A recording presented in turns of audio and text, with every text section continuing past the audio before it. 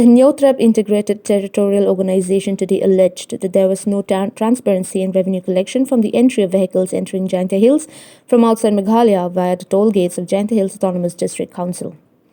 Speaking to the media, the president of HITO, Donbok Dakar, and its General Secretary, Wanbun Dakar, informed that the collection from the toll gates does not tally with the revenue received by the JHADC.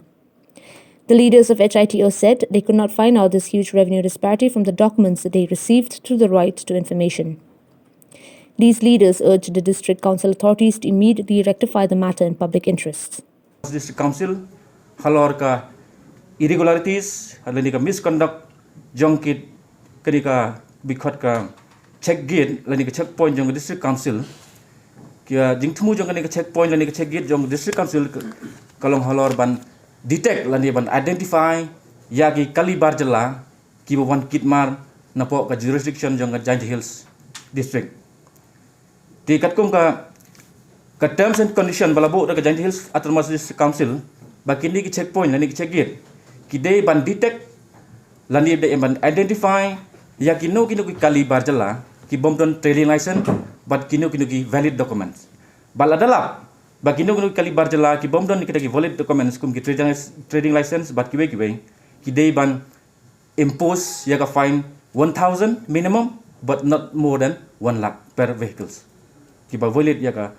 rules and regulation yang trading by non tribals yang autonomous district council yang JHADC Hills te katkum ka source of information bangi yok collect naga district council ngilap ba Nado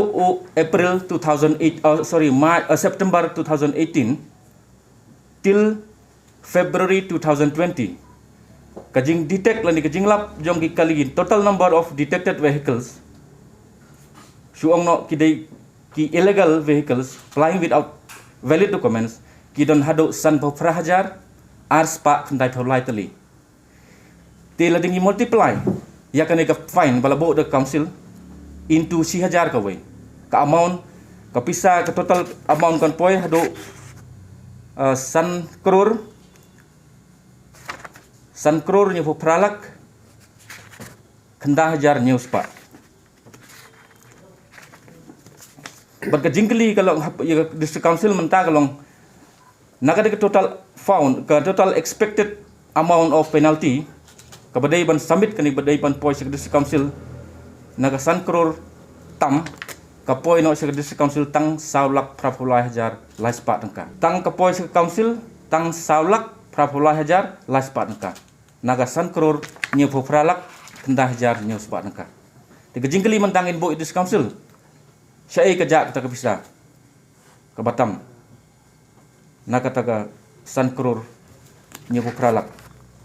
tanda hajar ni uspat tide hello ni gorim Ibu jingkali district council bahkan ajing saya sepai ba kamtam kumhini ki por ba ka district council ka don haga financial crisis what hado kin mentaga singi ladap khadwai banai bagi staff jong district council kim sim la yok tulap ladap khadwai banai menta ti lada ki bor jong district council ukli jong district council ngado CM bat ki wei ki officer bat ki EM in charge jong ki department ba pher bikin lada ki yai fiteng kum kini kam ki ba pen ileran dan pen i thau bria ya ka council bat ya ka district bat ya ka jalah jongi bra ko bai ni negaling jongi ngim banse ban bo yang unjor bat nin yai dat kat kumpulanti jong ka ain khanang ba ngin lap je jing sya ba hadu kan no bat kumno ki la penja la ni pen misappropriate and misuse kat kanika bisa apa deng jing duna bisa ka council JHADC Hills Autonomous District Council